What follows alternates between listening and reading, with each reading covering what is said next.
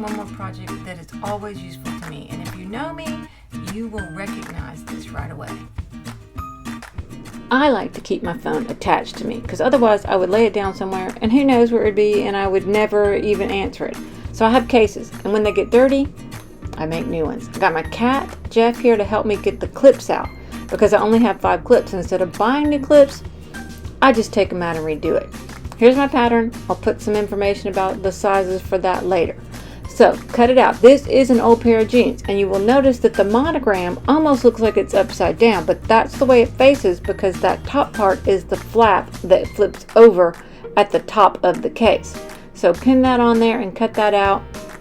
Old jeans are great to keep for projects. If you have old jeans, don't throw them out. Just keep them around. Stick them in your sewing supply. You never know. This is some heavyweight fusible interfacing, and I just use the fabric itself as the pattern. Iron that down. I tend to not like to iron them from the interfacing side because sometimes it'll get too hot for that interfacing. So I like to iron it from the fabric side.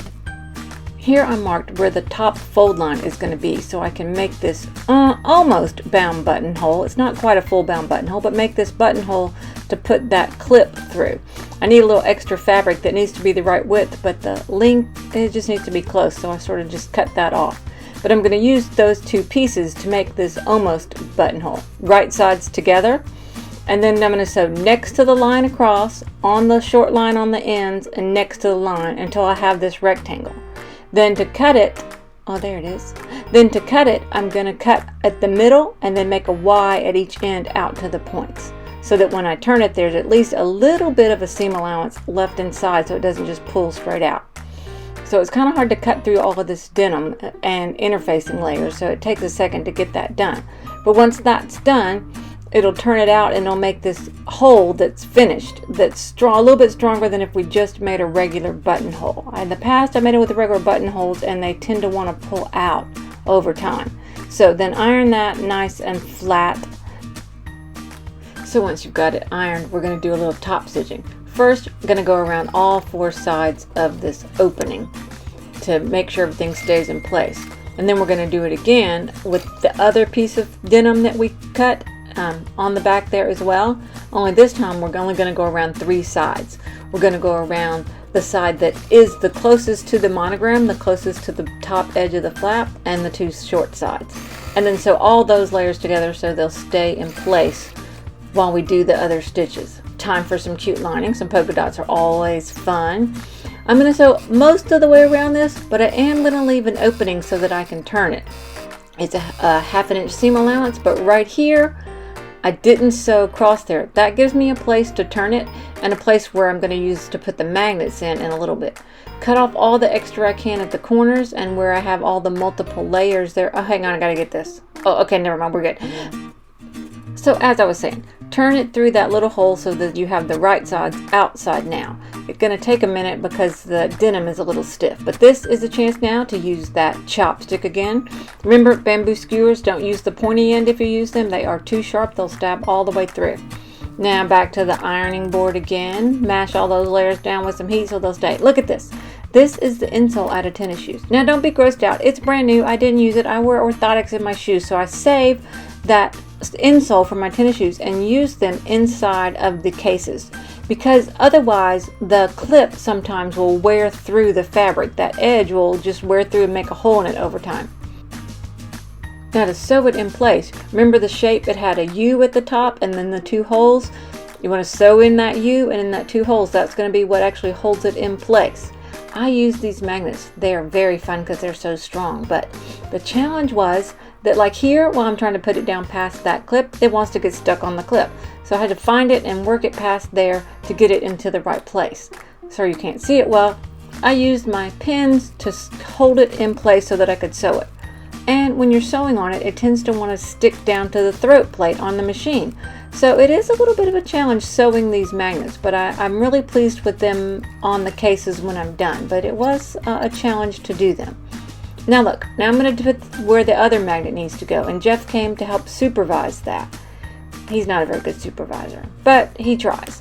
So I put my phone inside the case and wrapped it around and marked where I thought the magnet needed to be, and then slid the magnet in there and held it in there with the phone in there. So it's all kind of loose because it's not sewn on the side yet, but I wanted to make sure that the magnet was in the right place so that it was tight around the phone. It doesn't have to be super tight, but it needs to be tight enough to hold everything in place. So once I got it where I needed, I did the same things. I used 4 pins and pinned the magnet into the place so that I wanted to stay. I also had to make sure that I had the magnets where they would attract each other instead of repel each other. That would have been annoying. Now I'm going to top stitch all the way around the outside. It finishes off a little neater, but it also closes up the hole that we used to turn it and to slip those little magnets into. Okay, now one more test fit to make sure everything is where I want it, and then I'm going to sew up the side. I've already done the other side, so I'm just going to show you this one side. And I went around the bottom edge a couple of times, but I started about 1/2 inch from the bottom. It just is close enough to make it work, and it's so stiff it's hard to sew it all the way to that bottom edge. And then I did a ladder stitch or an invisible stitch, depending on what you want to call it, and worked my way up the side.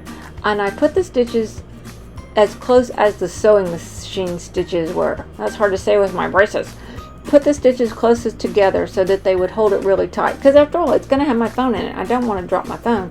So I sewed around all the way up to the top, and then again at the top edge around a few times just for secure that top edge.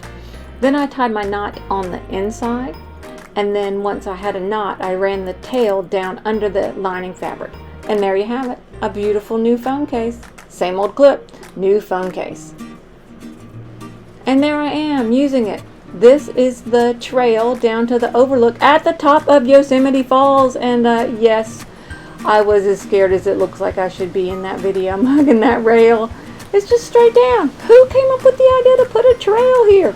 Anyway, it was very cool, and I'm glad I did it. If you get a chance, you should go check out Yosemite. Pretty cool. Here are my 5 finished pouches, 5 clips, 5 pouches, and if you pause here, you can see all the dimensions for making a pouch for the iPhone SE.